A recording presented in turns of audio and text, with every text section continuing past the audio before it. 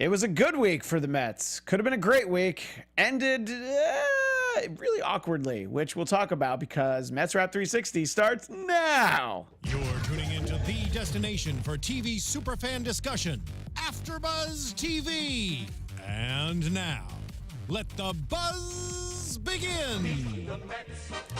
I've said it before. I'll say it again. I'll say it until I'm blue in the face. No matter what kind of week the Mets have, this will always kind of bring me back. I'll be centered. This is my happy place, this song. Meet the Mets. Welcome to Mets Wrap 360. I'm Christian Bladt at Christian DMZ on Twitter and Instagram. Joined, as always, by Melissa Weinstein at Melissa Wine. Hi. And we have this great song in the background. We have Melissa's here. I'm here. We're going to have a special guest who will join us shortly. But right at the top of the show, Melissa, let's talk a little bit about not how the Mets played this weekend, but let's talk about your brush with fame. Oh, no, it's not a brush with fame. Full it was on actual fame. 100% I'm fame. super famous now. Great. Yeah. And I'm lucky to know you. The viewers are lucky to know you. I can sign autographs later. Let's set it up, and we'll play a clip that illustrates how famous you are, but let's set up the clip, as they say in the business. Oh, okay. So I don't know the You were names. tweeting. Yeah, but I don't know the names of the bands they were talking about. Oh, Mungo Jerry, who has a song "Summertime." That part's not all right because that part's not important. Oh, good. So I don't know what who you they are. tweeted at Josh, basically. Yes. So Josh Lewin, who does the radio calls with Howie Rose, was what I assumed beatboxing on air. So I made a tweet to him about how I enjoyed his beatboxing. But then this happened. So we have a clip, and this is from what day's game was this? I don't even remember now. I think it was Wednesday's game. Wednesday's game in the seventh inning, and that's we'll hear from WR Radio, courtesy of WR. We'll hear actually what it was like when Josh sort of responded to your tweet, and I don't think he was beatboxing. Because I know the song in the summertime, which I was thinking I would have pulled it, but it's like it's got this like. It's not beatboxing. But anyway, so let's hear his response to beatboxing, if you don't mind, Neil. By the way, I was asking you about Mungo Jerry, and I was trying to do my jug and skiffle. Somebody tweeted me, said, "Good job with your beatboxing." Not what that was supposed to be, sir. No. The one you swung on fell back. It's 1 and 2. I'm honored that he called me sir. Yeah, I mean, it's a sign of respect. Obviously, he called you sir. And so then you tweeted an apology to Josh for characterizing as beatboxing, and he said what? That Basically. he hasn't beatboxed since Fresh Prince went off the air, and I said so he should bring it back, and he said that was the opposite of what he intended by that tweet, and so now I'm just sad because he should beatbox. Well, hopefully he does more beatboxing, and will. the summertime is basically upon us, so we'll get a lot more Mungo Jerry.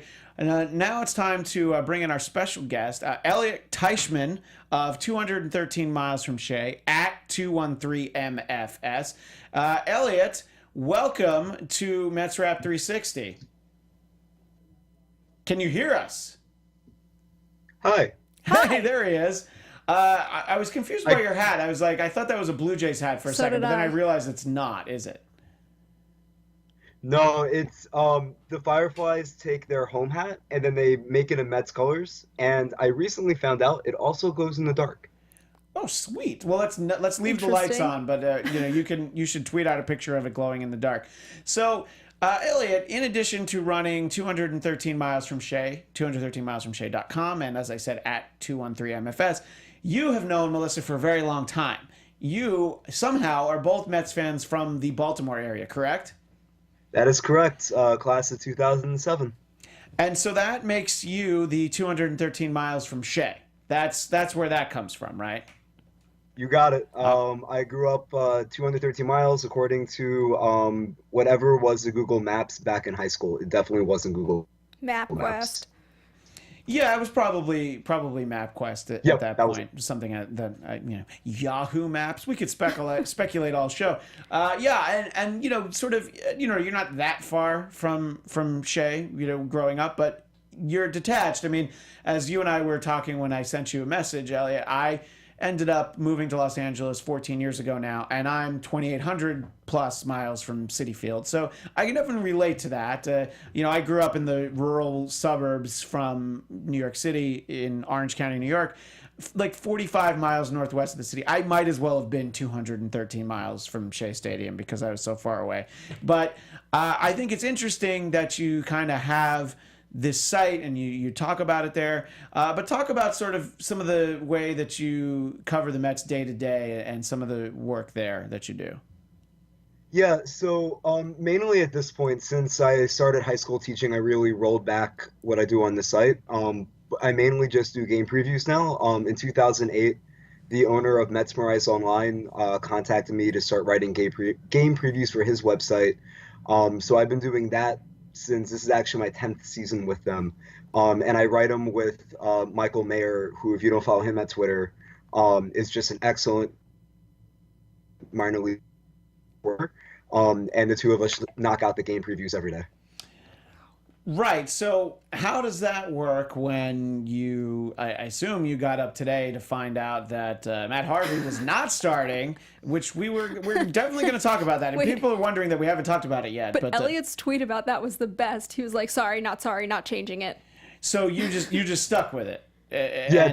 Today I just stuck with it because I found out at noon. I was just talking with Joe, who owns Mets Wrap Online. This has been the hardest season out of the 10. I normally write them at 4:30 to 5 o'clock in the morning. And this year, there's been a late change within a couple hours before game time with a new pitcher, and it's been really hard to get everything ready. Had you heard of Adam Wilk before today? Because I don't follow the Mets close enough to do game previews, but I'd sure never heard of him. I did. So one thing I do outside of game previews is every spring I look at every single player the Mets invite who's not on the roster to the Major League Spring Training Camp, and I do a small write-up, and Adam Wilk was one of them. He didn't really get a glowing write-up in March. Well, watching the way he pitched today, he didn't deserve a glowing write-up, did he? And, look, that's a kid. Well, I'm finding it, like, I know his stuff isn't that great, but he also got to Citi Field at like 8 o'clock this morning. He was like flying all night. Yeah, I think that it's very difficult to judge, and I'm the one who saw Steven Matz pitch in Vegas, and I'm like, he's not ready this year. Maybe next year, maybe the year after, and he ended up pitching in the World Series that year. So what did I know? But it can be very hard to quantify that. And yeah, look, he didn't look good today, but who knows? We might need to see him get another turn because it's better than Montero. I was just going to say we definitely don't need more Rafael Montero. I didn't think we needed him the other day. I felt like that ship had sailed, but boy, they just keep buying a ticket on that ship again. I don't know what it is. As somebody who does this much game prep, what is your take on Montero and why he's so inconsistent? And honestly, at this point, he's not even inconsistent. He's consistently bad, and why they stick with him. I honestly have no idea at this point. I mean, look, that just puts us in agreement. That just makes Melissa and I look really smart. That no one knows at this point why he's there. Well, all right. Well, let's talk about. It's just something. Yeah, there's a phrase, the elephant in the room. Let's talk about the dildo in the room. So what exactly is this story that's sort of coming out in bits and pieces, and it's hard to make heads or tails of it, really. Who wants to volunteer to speak about it? Elliot, are you up to speed on this that you can talk about it? Or I hate to make the lady talk about it, but if you don't know, I feel like she does. So all I know is that I don't know when the Mets are going to learn to not take pictures in the locker room, because I feel like this happens at least once picture something in the locker room, and then something like this happens. Yeah, and so obviously that, well, I don't know. Melissa, I think we're going to need you to flesh it out, because I'm still a little bit, unfortunately, in the dark as to how all this happened. And I mean, I understand facts as they've been presented, but did they talk about this during the game? Because I admitted that I actually didn't watch the game. I listened when I could, and I watched kind of game day, but I wasn't able to really take in the game today. Obviously, they didn't speak about it in detail because it's not really appropriate to speak about. I mean, kids watch these games, yeah. Phallic things during a baseball game. Sure. But that said, we'll try to get into it as much as we can here without getting too graphic. So there was a picture, I think it was yesterday, Elliot, maybe it was Friday, you can correct me if I'm wrong. It was TJ Rivera wearing the crown after the game, and in the background you could see this toy in Plawecki's locker. Right, so in Plawecki's locker is a male phallus, which we're going to call a dildo because we're grown-ups, and that's what people know them as. Melissa, you do not have to use that word because you're a lady. So, and so that was seen in the background in Plawecki's locker. Yes. Yes. And then after that, and possibly related, Harvey was scratched from his start today after a 3-game suspension was handed down to him. And the speculation on Mets Twitter, because they haven't released an official reason, is that he was the one that placed this, you can say it, in the dildo, locker. yeah. Which, by the way, maybe Plawecki has that in there because that's his and that's something that he does in his free time. You know, again, don't take pictures in the locker room. You don't have to have these conversations. It's hard to imagine those two things not being related. It's entirely possible that the Mets would suspend him for something else and they don't tell you. And I think it's honestly, I hope those two things are unrelated, but I think the timing, the Mets Twitter world is, if those two things are related, it's one less problem to focus on. It's one less injury. And I think that it's a nice comedic break from all of the mostly turmoil bad news that the Mets have gone through over the past couple weeks. I don't know. Look, it's stupid, and it's just something to do with the environment we live in now. I think 10 years ago, this wasn't a story.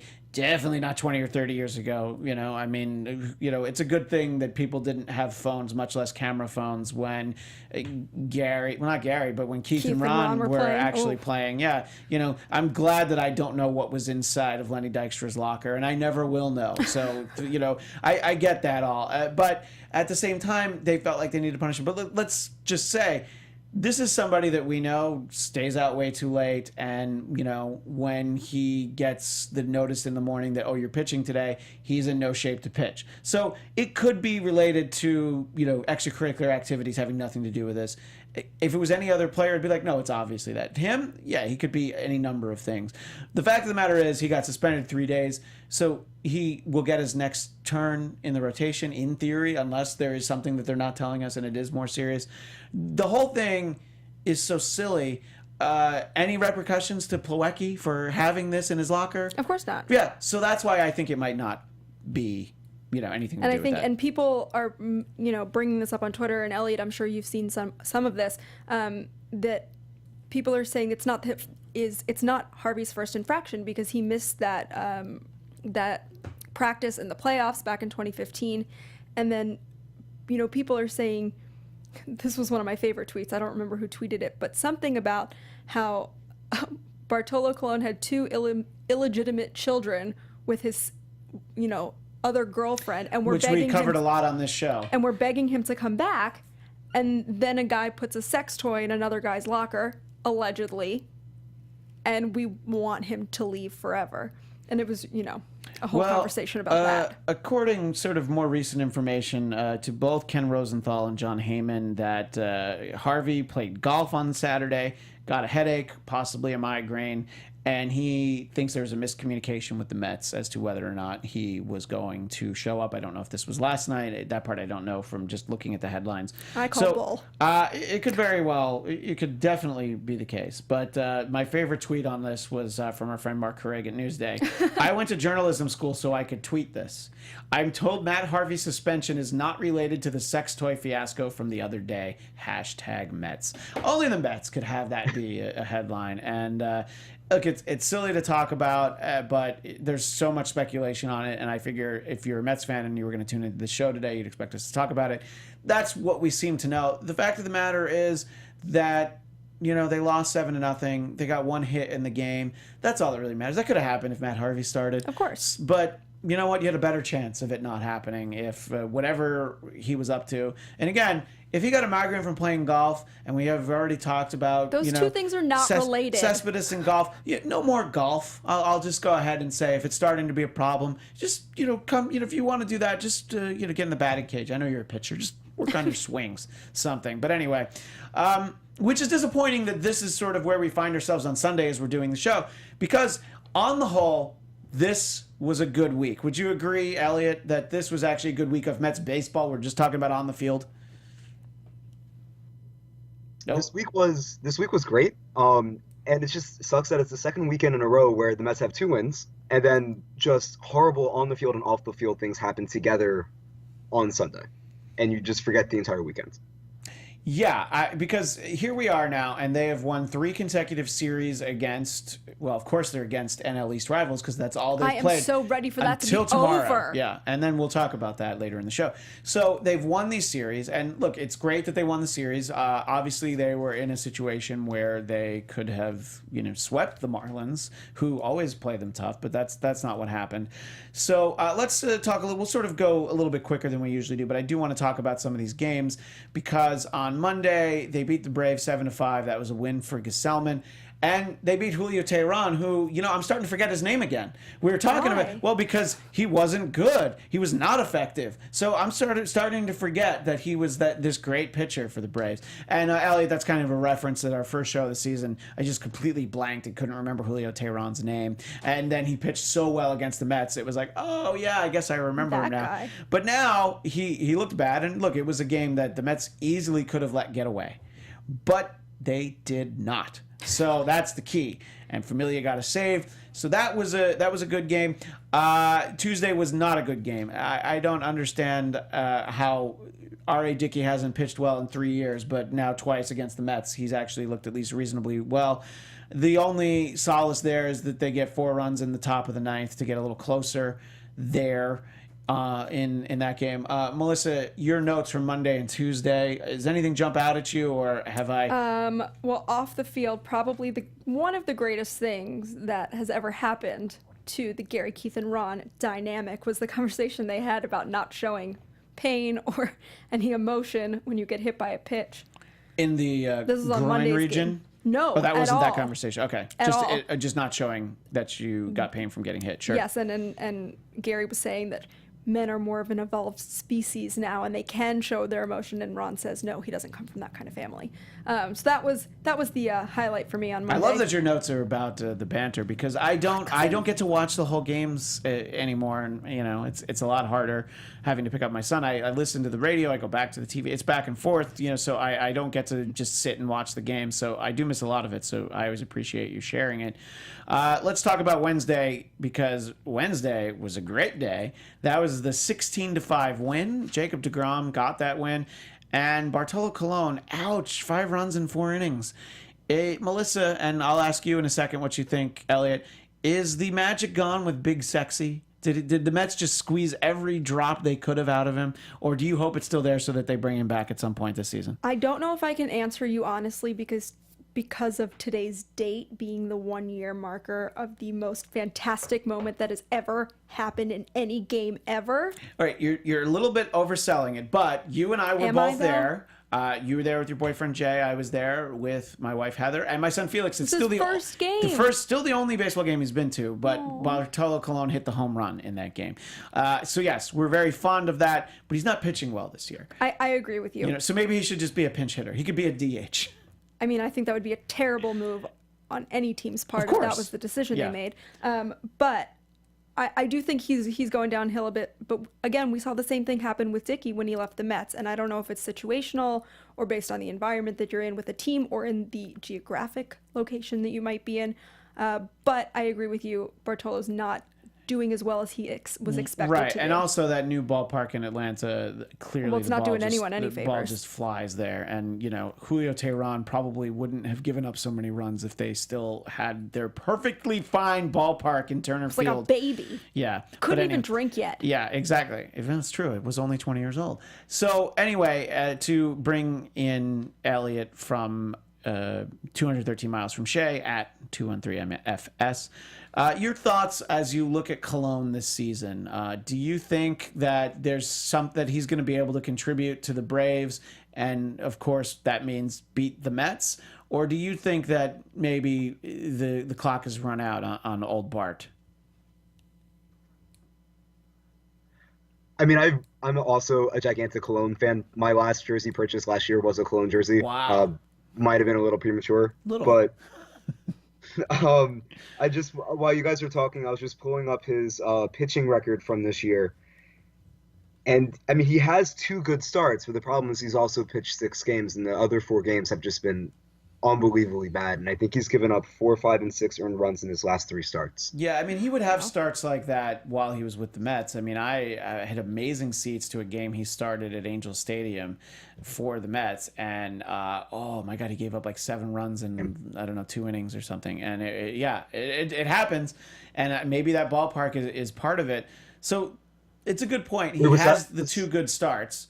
So we might very well get to see more of him, but fortunately, it doesn't seem like the Mets are going to play him for at least a little while. Are going to play the Braves for a little while, so we can catch our breath on that one. I'm sorry, were you going to say something, Elliot? Was that the Angels game where David Wright called the umpire the worst of all time? No, I was at that game, and it was the greatest thing ever. Oh, it was so good because I didn't know what had happened. Right. But we knew he got ejected, but I was sitting there with my friend, Caitlin, and we were very confused. So I went on Twitter and, saw all of that. And I just remember thinking, I go to the one game that David Wright gets ejected at. Yeah. Best thing ever. Yeah, that's true. That's like seeing a Bartolo Colon home run. Yeah. I got to do both. You did get to do both. So Thursday's game was washed out, which is unfortunate. 3-1 Met lead. Jay Bruce had a home run. They were doing pretty well there. You felt like, all right, they might have been able to squeak out a win there in 5 innings, but then that's not what happened. And I haven't watched a game in a while where I was there at the start, and there I was watching the game, and of course, the one I'm watching ends up going to rain delay and then not happening. So I've had to use that magic Men in Black stick that they have to make you forget things. So I don't even remember what happened in the game. Well, the highlight of the game for me, this is such a terrible thing that the game didn't exist, because if you go on to the app or whatever and you click on any game, you get to see all the videos from the game. But they don't have them for that game anymore? Right. Oh, no, that's even terrible. The stuff that happened while, statistics-wise doesn't count, but the videos don't exist either. And the big shame about that is Gelb's zipline. Oh, Gelb ziplined in that episode. I saw something about that online. All over Twitter, by the way, and it's probably the greatest thing ever. But what was even better about that was Keith making fun of him. Oh, that sounds like it would be better. So, highlight for the game that didn't happen was Gelb's. Well, let's talk about the series with the Marlins that we had Friday. 8-7 win. That is the kind of win that we have not seen much of from this Mets team. Certainly not this year. A big come from behind win. 8-7 win over the Marlins. Melissa, your thoughts about seeing the team actually do that? We've had them get close. In fact, it was on Tuesday they came close in the top of the ninth and almost pulled it out. But then they actually did it. It was a relief, to be honest. It was a relief that they could come back and win it, and it was less of a relief that Montero didn't get the loss, because I don't really care. I think he deserved, it shows up on his line for the day, but obviously him getting a loss is obviously much more of a detriment when you look at the stats for the day. My favorite part was Maggie Wiggins. I don't know if you guys follow her on Twitter, but she tweeted right after the top of the first, Montero was on pace for a 207 pitch, 9-walk no-hitter. It was very accurate, but instead he was on pace for a 90 pitch, 3 2/3 innings. Yeah, which, I mean, look, there's a lot of things to say about Montero, but that seems to be a problem kind of consistently, these really high pitch counts from some of these Mets pitchers. And I don't quite know what the answer is. Zach Wheeler is sort of next in line in terms of the worst at it, but hopefully, you got to get these guys in the game just a little bit longer, because the bullpen is already tired, and it's not even May 10th. So Saturday's game was a good old-fashioned drubbing, another win for Gesellman, who had a good week. Look at that. Look at Gesellman having a good week. 11-3. That's what you want. Just keep beating. Just keep piling on. So as we kind of look back at the week as a whole, and we go to Elliot, your thoughts sort of, not so much just this week, but at this point in the season, what do you feel is the best way to characterize this Mets team that, what you've seen from them? I'm very concerned about the bullpen usage for this team. This team has fight, but there just seems like, I don't know if they haven't gotten into gear yet. It just seems like they're on again, off again. Like they're having a good week, they're having a bad week. There's a lot of things I'm concerned with at this point, but I also really love watching them. Yeah. So I don't. It always comes down to how much I enjoy actually watching them, and that has a lot to do with the broadcast team. I always enjoy sort of watching and or listening to the game. And the problem is that these bad weeks that the Mets have been really bad and painful. And, coming in to do the show is mostly fun today, although there's a dumb story that we had to talk about at the top of the show. But it's mostly fun to talk about when they play well. So, I enjoy that. But, yeah, it can be a little bit tough. Melissa, your thoughts on what we've seen from the Mets so far this season and this week? The reserve players have come through in a huge way. I mean, at the beginning of the season, there's no way anyone would have expected TJ Rivera to be playing every day, let alone playing at first base, and to be doing well. So, for our position players, I'm pleasantly surprised with, how scrappy they've been and been able to pull it together. But I've got to agree with Elliot. The pitching is of huge concern. And, I mean, between Blevins being overworked, and he's still effective, but he can't work every day. It's unreasonable to expect that. So I was a little bit relieved today when the Mets acquired 2 pitchers. They acquired Blake Beavan.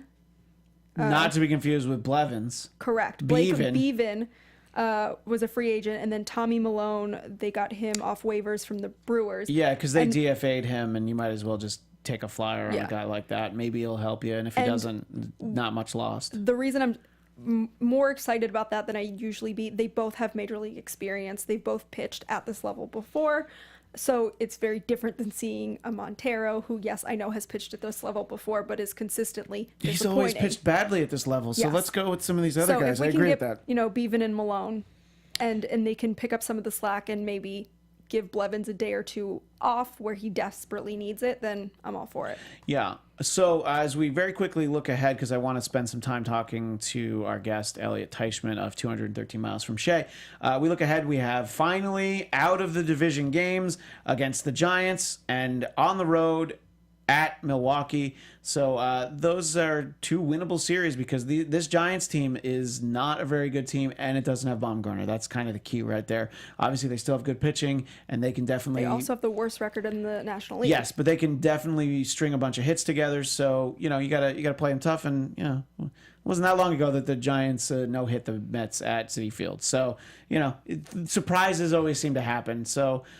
we will kind of see how those all play out, but, it's not much to say in terms of the specifics. But, Elliot, what I want to talk to you about is sort of, in addition to doing 213 Miles from Shea, you emailed me a little bit about some of the trips you've taken, and you've seen some of the more interesting Mets minor league teams and just minor league teams in general. So share with our audience just a little bit about some of the things that you've seen, just some highlights, favorite places you've gone to. Like I remember in your email, you mentioned certain ballparks where minor league teams have a mascot who does something fun whenever they score a run or something like that.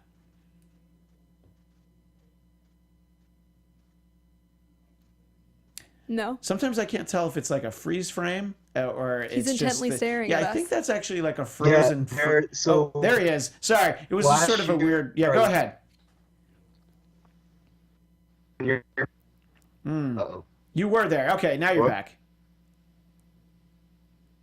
Okay, sorry, I'm having some internet problems. So last year, I went to 2 minor league ballparks that both had mascots who would run out on the field and just like run around after they scored a run. One was in Altoona, Pennsylvania, which have a ridiculous song that goes along with it. Ooh, and the that's other the one was Altoona Curve, right? Will you sing the song? Well, we asked 2 questions back to back. The Altoona Curve, and do you know the words to the song? Yeah, give me 1 second. Oh boy, and I have a horrible voice. That's all right. I'm ready. Okay.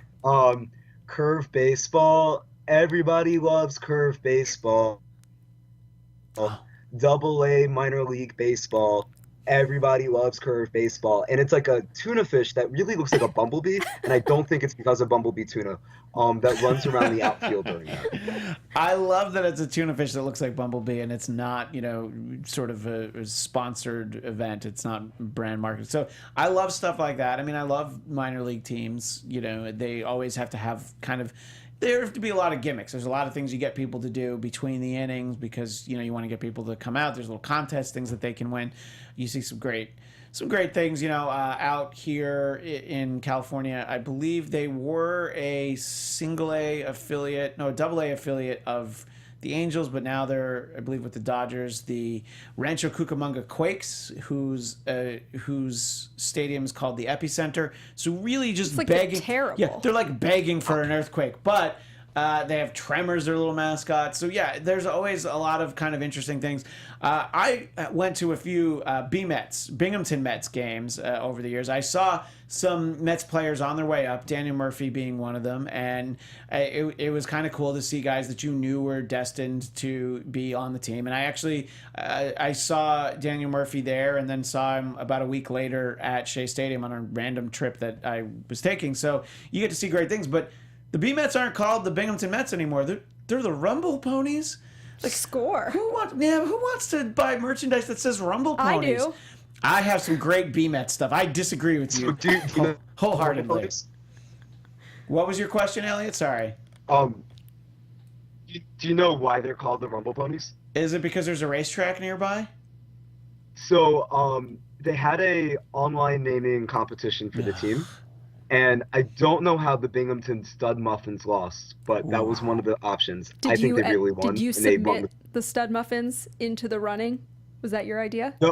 No, that was actually like they had like this whole thing like up until June last year where you can submit it, and it was one of the final 4 teams. That's terrible. That made it in.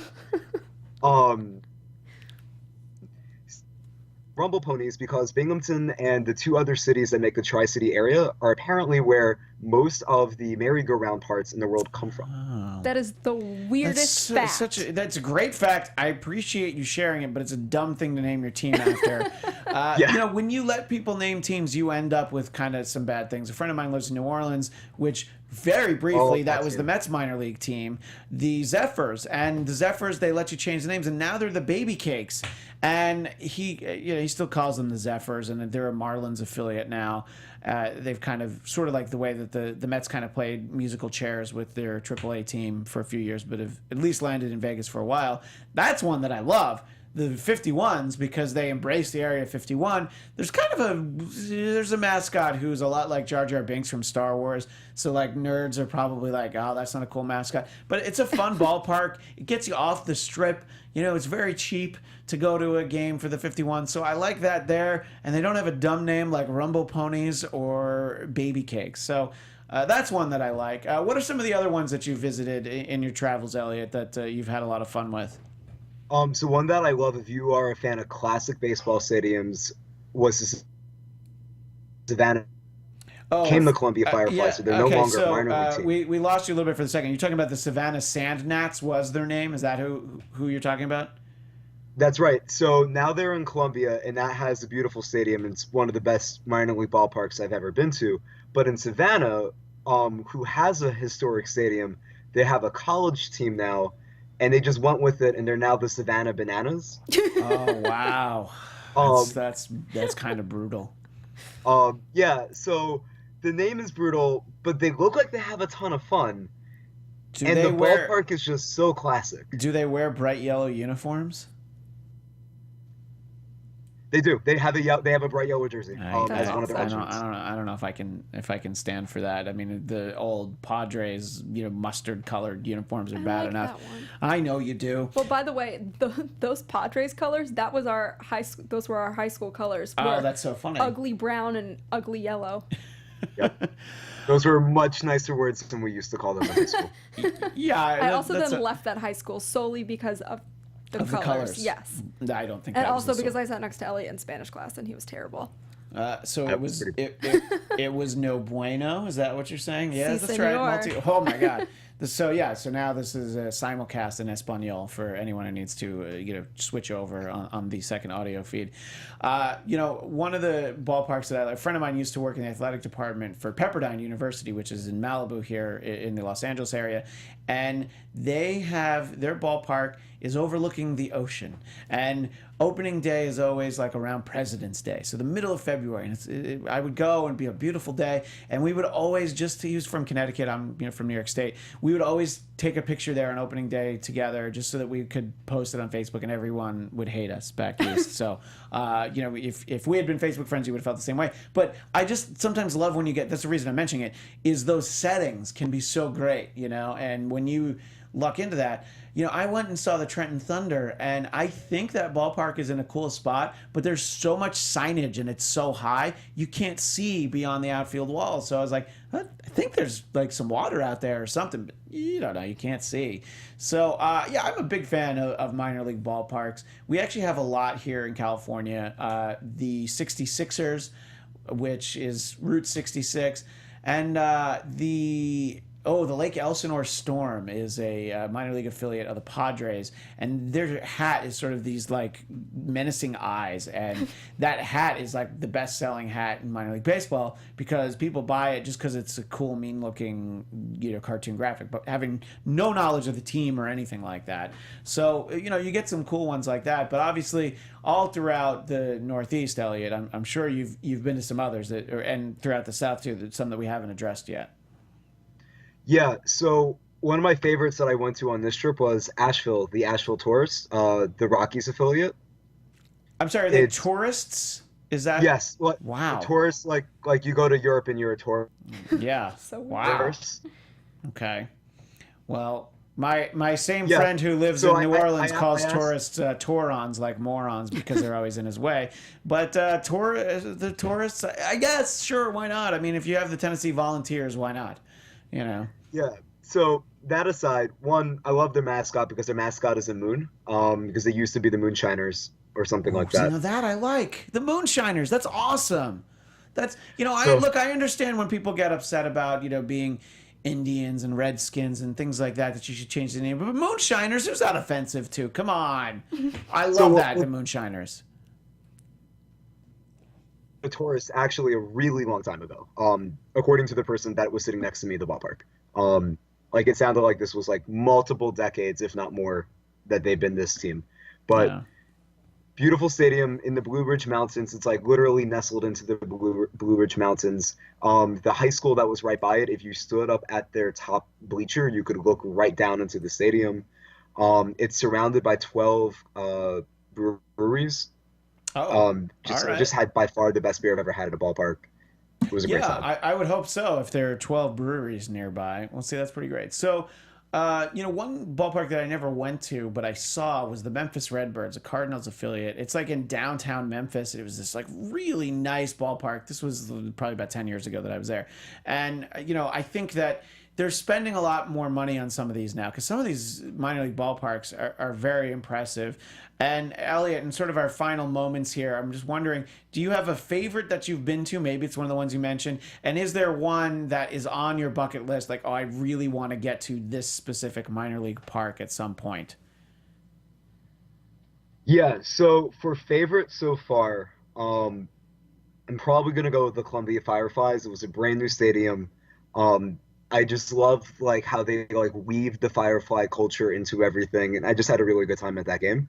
On my bucket list, I'm going to finally see the Nashville Sounds this summer.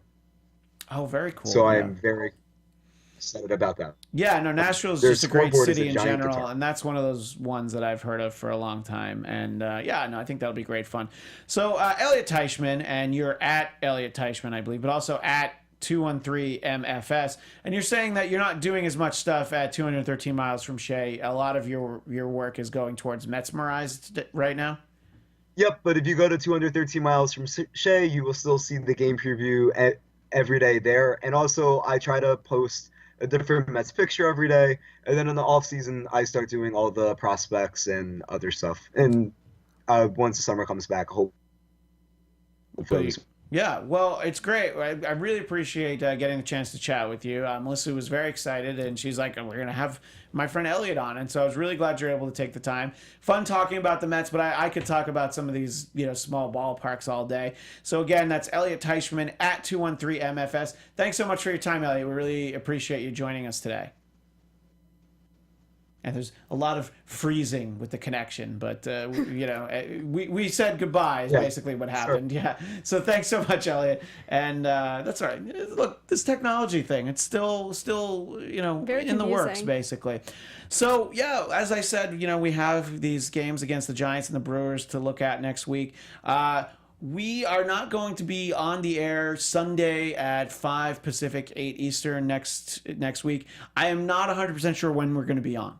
We're going to be on at some point, but what you can, of course, do is please follow at ABTV Mets on Twitter, and you'll be able to find where we are, and you'll be able to just get a link to the episode. That's all it takes. If you follow Melissa at Melissa Wine, or you follow me at Christian DMZ, we'll also tweet out the link once there is a new show. And that's what you can always do as the show goes forward and you're looking for, hey, where is it?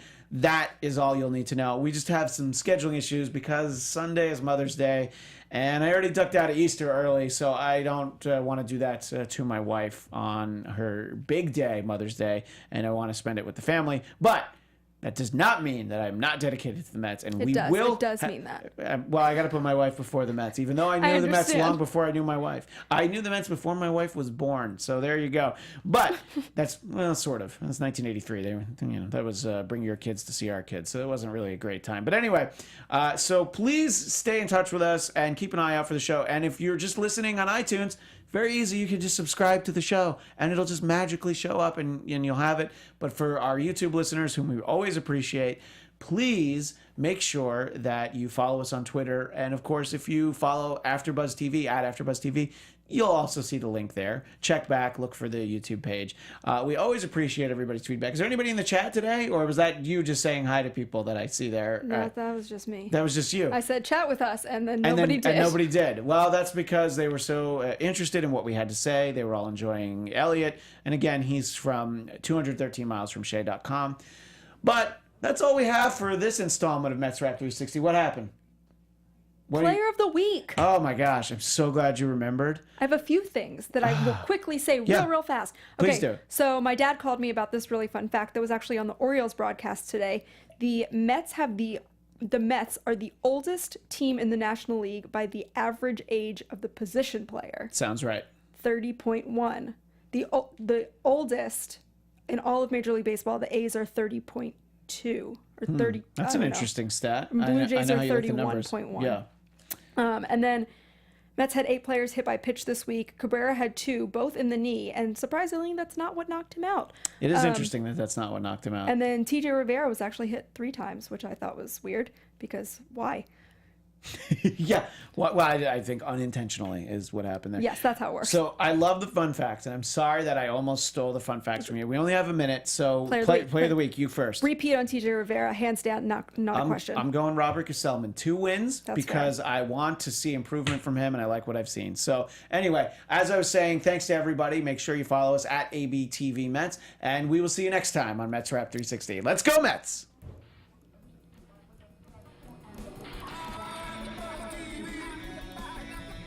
From executive producers Maria Menounos, Kevin Undergaro, Phil Svitek, and the entire AfterBuzz TV staff, we would like to thank you for listening to the AfterBuzz TV network.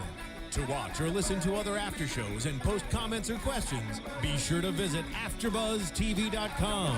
I'm Sir Richard Wentworth, and this has been a presentation of AfterBuzz TV.